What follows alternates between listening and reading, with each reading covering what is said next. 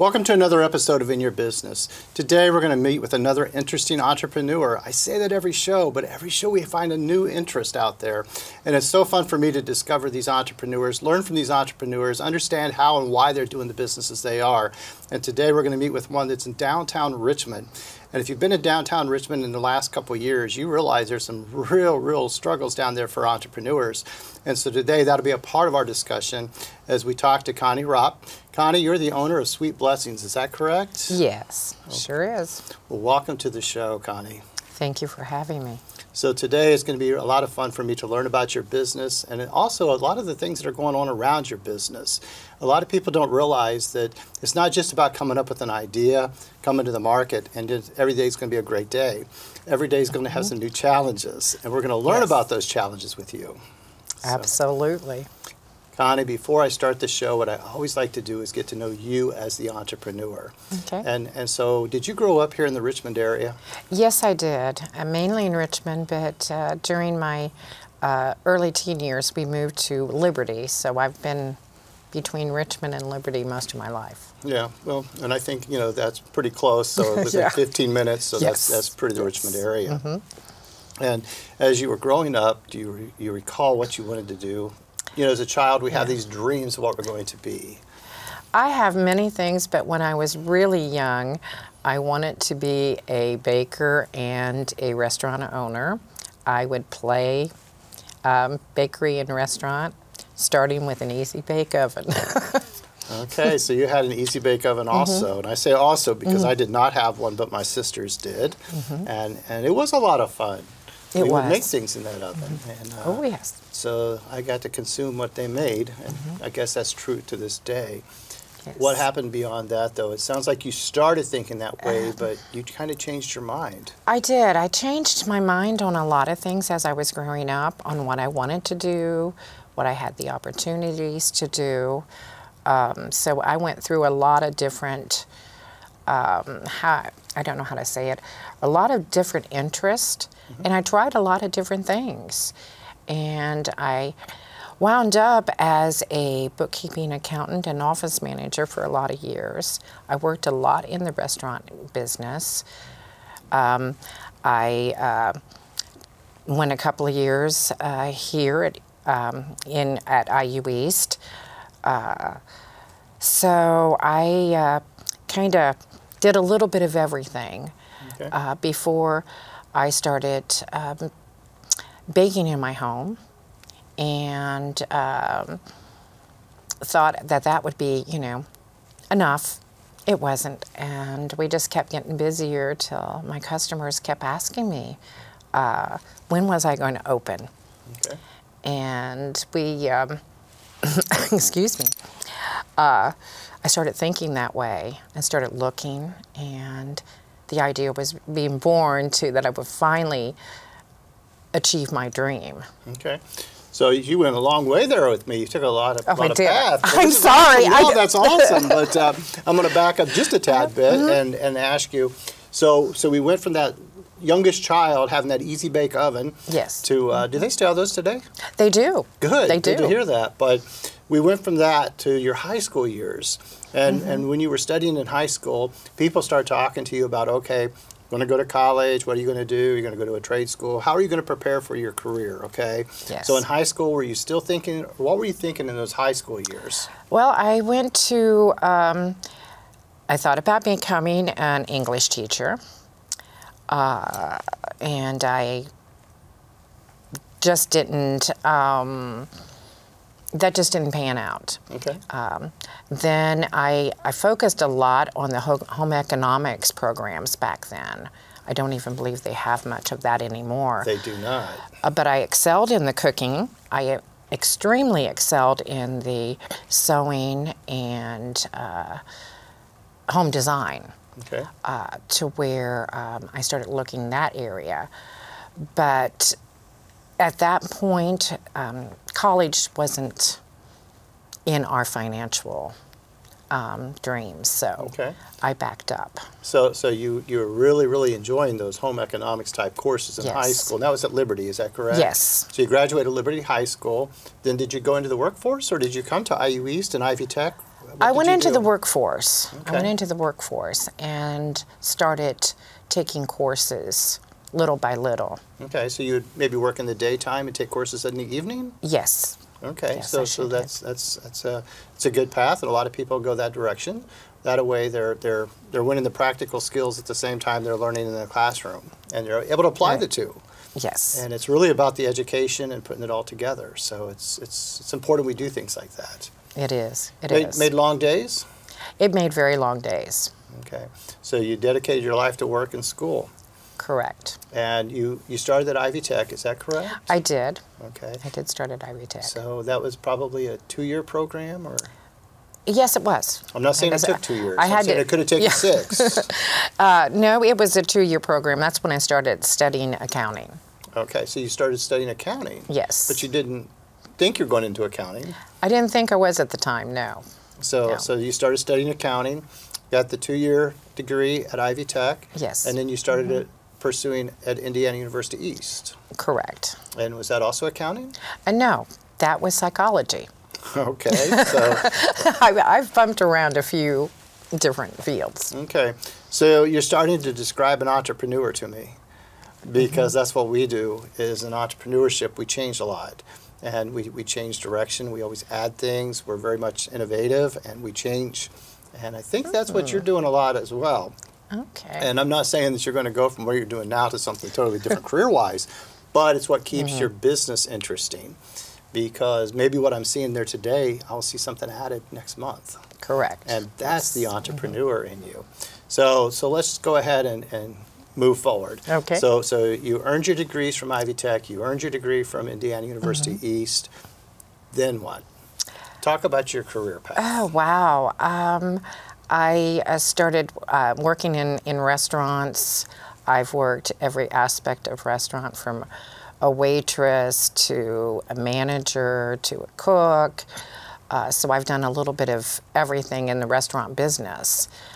And actually, I got really tired of that. So I changed and I went into office work and started, I was an office manager for 17 years. Okay. So you started as a child wanting to cook, and then you went into the restaurant business. Yes. Then you went to college, got your accounting, and now you went into the office business. And now you're coming back to somewhat, it's not a restaurant, but let's just talk about the business you have now. Okay. Sweet Blessings, right? Correct. Sweet Blessings is, by definition, a bakery? Or? Actually, it's a bistro bakery is what I call it. Okay. Because not only are we a full bakery, we also are a bistro as well. We do serve breakfast, lunch, I cater, so it's a little bit of everything. Well, see, I find it so interesting because even today we have a live studio audience, okay? And that audience is made up of 15 students. And Yes. those 15 students are working on business concepts, okay? Okay. And so they come up with their business idea, they come up with their name, they come up with their slogan, and as they start putting their brochures together and such, they're telling their story, okay? And it's interesting for you to start telling your story, because did you start thinking it was going to be a bistro bakery, or did you think it was going to be a bakery, or what were you thinking? Well, we started as a bakery. As my husband and I were discussing it, when we finally made the decision that we were going to do this, we said, well, you know, people, they love their sweets, but they have to eat. And where I'd had the restaurant background, my husband had a little bit of restaurant background, he said, why don't we add some food? And so we started slowly adding one item at a time, and we've ended up with a full menu and a very busy little shop. So it was kind of in the cards as we were deciding to, go to a brick and mortar. Okay. But what I did not realize was how much the food was going to be a part of it, Okay. as well as the bakery. So when you first set out, when you opened the doors, did you open as a bakery? We opened as a bakery. And then you decided to add the food. Correct. Which is great, because that's what entrepreneurs can do. Right. We can make changes. So just Right. because today we say it's going to be this doesn't mean it's always going to be. We Correct. do those modifications. Your business is I'm sure, grown as a result of making those changes. It has grown a lot. So you went storefront, what, 3.5 years ago? Correct. So you're down on Main Street in Richmond, Indiana. Yes. And I think most people would recognize it as a former candy shop. Is that correct? Yes. So was yes. that Olympian Candies? It was Olympian Candies for 3 generations, for a long time. So for many, many years, people knew that as Olympian Candy. And now it's Sweet Blessings Bakery, but it's a bistro and bakery. Yes, correct. Can they come in there and eat as well? Can we come in there for lunch? Yes, yes. We have seating for about 20 people inside, and then during the nicer weather, we have seating for 8 outside. We have 2 little tables that we put out for outdoor eating, and that seems to be a big hit. So just a couple weeks ago, it was my first visit there. Okay. And I honestly thought it was fairly just new. I was surprised to find out you've been there 3.5 years, but a lot has been going on in 3.5 years. Okay? Yes. We can take it all the way back, and I think you were opening that about the same time as we were coming out of COVID. Correct, yes. And so why don't you talk a little bit about that? Well, excuse me. When we were in the process of renovating, that was during COVID, and we can only do so much. So we could only renovate to a certain point, and we had to stop because they would not be able to approve our commercial kitchen and things like that. But they did allow us to do some of the renovating. So while we were doing that, I switched gears at that point, and I was doing a lot of taking orders. I would deliver it, and that's what kept us going. And then when we were able to finally finish the construction, we were just out of COVID, and we were able to open the doors. It took us about 3 times longer than we expected because of that. And it was a little tough there at first, but once we came out of COVID, it seemed like it. So People you were able to maybe found us. do box lunches, that type stuff, get creative, and just get it out the door to the people. We did. That's exactly what we did. Like I said, I switched gears and I advertised no contact delivery. I would take orders, bake it, turn around, deliver it, go back, bake, deliver, and that kept us financially going. So as an entrepreneur, it sounds like you do it all. We do. I do.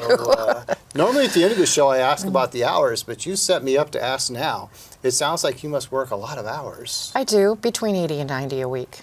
So you're putting in between 80 and 90 hours a week. So what time are you coming in the mornings? 4 and 5 o'clock in the morning. Okay. And I usually leave 4 or 5 in the evening, but but the work doesn't stop then. You have to go get supplies, you have to do book work, you have a lot that you have to do even on your off time. So you're there at 4 and 5 in the morning. You're in the back room, probably making the goods, and then you're unlocking the door at 8 o'clock, 9 o'clock. Correct. And people are then starting to come in and partake. You're probably getting catering orders ready. I am, and continuing to bake and continuing to do everything. Multitask. I multitask all day, every day. Okay. Then when you lock that door, you get to breathe a little bit and take a 15-minute break before you dive back into more work? Yes. That's how it works. And then when you walk away for the day, you then find out all the errands you have to run and all the things you have to get ready for the next day. Correct. And then you take the weekends off? I take Sunday off if I'm able. A lot of times, even Sunday, that's when we're going to get our supplies. So sometimes it's 7 days a week. It all depends. Okay.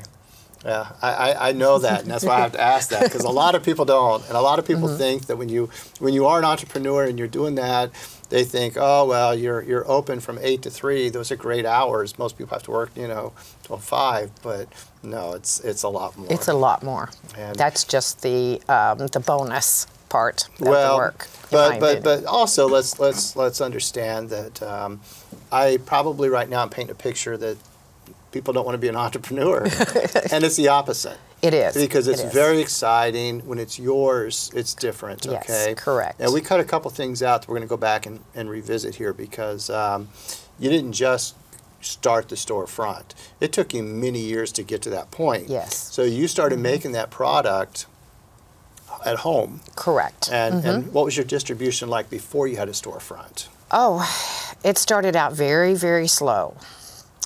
And then it just, we would set up at the farmer's market, and it would grow each week.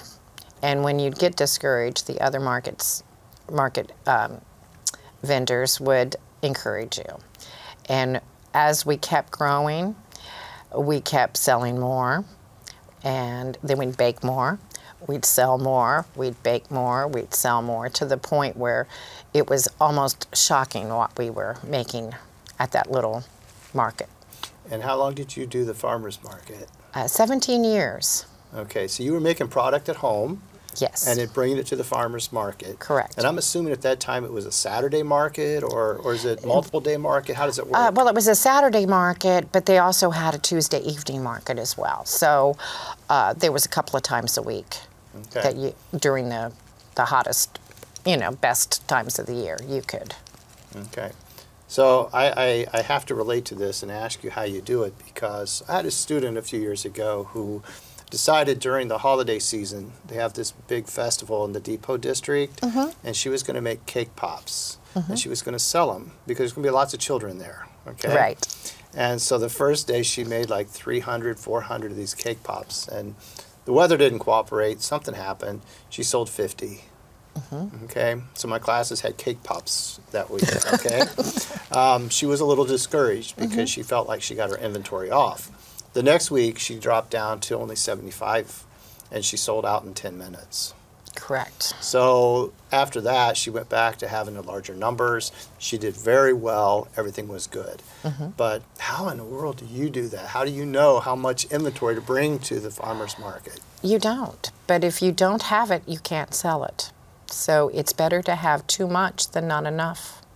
Okay. And that's my opinion, at least.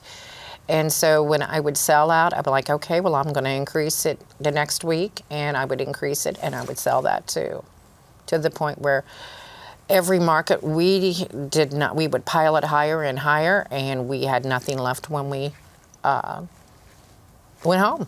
Yeah. Well, I think it's interesting because you almost become a weather meteorologist yourself, trying to, say, okay, if it's going to be extremely hot, it's going to be cold, it's going to be rainy, what's going to happen? That's going to influence your sales.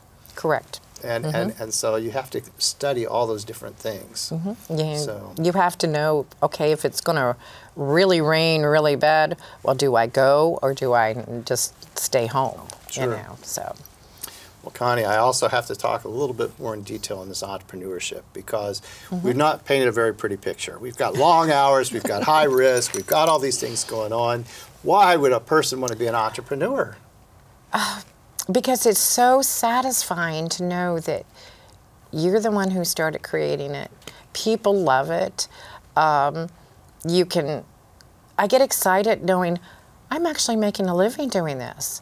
I thought it was just fun, and even though I work really hard, it is very satisfying to know that my hard work is paying off.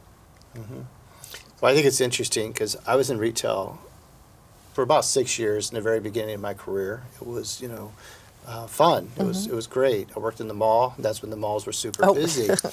And I thought it was interesting because I could work 40 hours a week in the mall, and I had a great time. But when I would go home, I was still thinking about it. And I think a lot of times, even if we have a day job, if you will, we think about it all the time. So mentally, we're probably still giving them 60 hours, okay? Oh, yes. So why not actually do it as an entrepreneur and have that for your own good, okay? Correct. And it is fun. But I know for me personally, the first time I ever came to the market with a product and people enjoyed it, man, was I excited. Right. And it wasn't even about the money. You don't think about the money. Right, right. I'm sometimes amazed even at how busy and everything that we've accomplished from it. And the main thing is when somebody tells me, oh, that food is so good, or I absolutely adored that cake. It does melt something inside of me to know that I created that cake or I created that sandwich and people like it. Sure, it's your work. So, I mean, it makes all the difference in the world. So let's talk about the storefront now, because how did you decide to make that your location? Oh, through a lot of search. We spent 2 years looking at different buildings and different ideas, and I knew with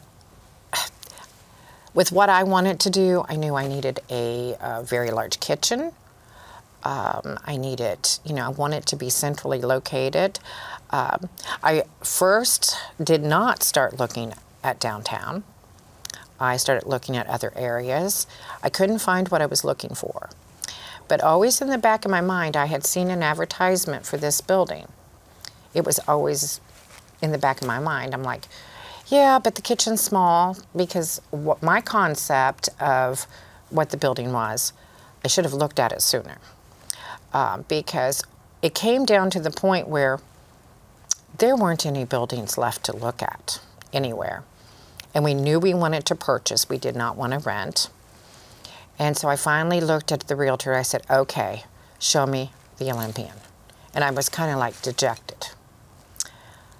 They said, okay. They had shown it a lot. Didn't seem to fit anybody's wants. I walked in the back door. I looked at the kitchen space because it was completely empty at that point. And I'm going, oh, this is it. I knew immediately. The kitchen was what I wanted. The little storefront was what I wanted. And I could see beyond the emptiness and where it had not been updated for so long. I could see, okay, this is going to go here. This is going to go here. And that's how we ended up finding that location. And I started walking downtown. And I'm like, I remember what it was when I was a child and how great it was. And I'm going, it's not so great right now, but it's going to be. Mm-hmm. And I started noticing, oh, I didn't know that business was here. I didn't know they were here. And I found that downtown has a new life that's getting ready to happen. It's slowly coming.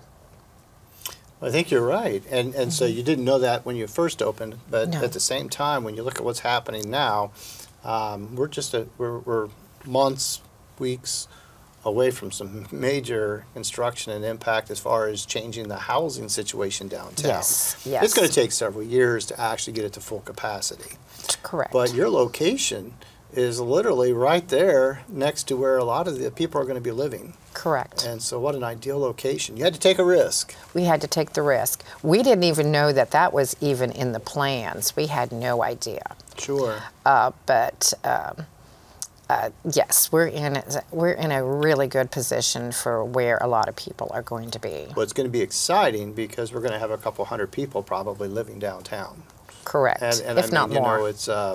You know, it's that's going to be very, very interesting for people like yourself to be able to be there and serve those individuals, as well as the people that are coming downtown to visit and shop and do mm-hmm. all of the things that we do. So, what a great return for your investment. Yes, And that's something I do want to talk about, though we don't have a lot of time left, but I do want to talk about what you do as an entrepreneur, because you have how many employees? I have 5. So you have 5 employees, I'm assuming some part-time, some full-time? Yes, 2 full-time and 3 part-time. Okay. You're responsible for a lot of things, because a lot of times entrepreneurs, it's more than just having the baked goods. It's more than just coming in at 4 o'clock in the morning to bake those, going out shopping for the ingredients and such. You also have to make payroll. Correct. So you have to be responsible for accounting, and you have to the finance and the pricing and the marketing and the management. And if somebody's working today at 3 o'clock and they're supposed to go help you with something, they call in, it's all you. Correct. So tell me the most exciting part about that, as well as be thinking about the worst side of that. Well, the best side is when you sell enough to make payroll. I'm going to be straightforward. And the worst is when you do have employees call in and you have to figure out how you have to switch your hats really quick, because if you have certain orders or certain things you have to get out, that means you have to do it. Mm-hmm. And you have to do what you're normally supposed to do too. So you've got double. But the good part is when you have good employees and they are there, they can help you achieve your goal of the day or the week or whatever. So, There's Well, a lot of pluses. There's a lot of these things that we teach in the class, and it's important to be able to at least, get exposed to these things. So when you actually get out there and it's your responsibility, you understand it. So do you do the accounting yourself, or do you have an accountant that you I do the accounting myself, which is where my accounting way back when helps, because I can save by doing the accounting myself rather than hiring an accountant. Okay. And what about things like advertising and promotion? Do you do that yourself, or do you have an agency help you? I don't really have an agency. We do a little bit of advertising with the radio and things like that, but I do that myself. Okay. And what about setting your prices? How in the world do you set prices? Oh, well, you look at your expenses. You look at what is a reasonable profit margin, and especially in the area that you're at. If I were in Indianapolis, I could set much higher prices than being in Richmond, because it's a different demographic. So I always look at what does it cost me for the ingredients? What does it cost me in labor for people to, myself or whoever, to bake it or make it? What does insurance cost? You have to look at all the utilities. So there's a lot of factors that go into it. And then you price it to add a reasonable profit. The nice thing about being here in Wayne County, Indiana, is our expenses are not as high either. So that way is we can correct. be very reasonable. And I'm sure you have people from Indianapolis come in the store, love your pricing. They do. They're like, how can you do it for this? Right. And I said, well, we just have a better, lower cost. Yeah, lower cost. That's a good. And that's a great way Sometimes to do it. I struggle for Connie, words. thank you for coming on the show today. Thank you. It's been a great time getting to know you and your business. Thank I appreciate you. All right. Thank you so much for having me. All right. This concludes another episode of In Your Business. Today we met with a very interesting entrepreneur. She has been working as an entrepreneur for years. She makes it happen. She's not shy about putting in 80 hours a week. She's excited to do that because that means she has higher volumes. She's also anticipating the great things that are happening on Main Street in Richmond, Indiana. I hope that her future looks very bright for the work. That's the payoff she's going to get as this entrepreneur. Thank you again for watching In Your Business.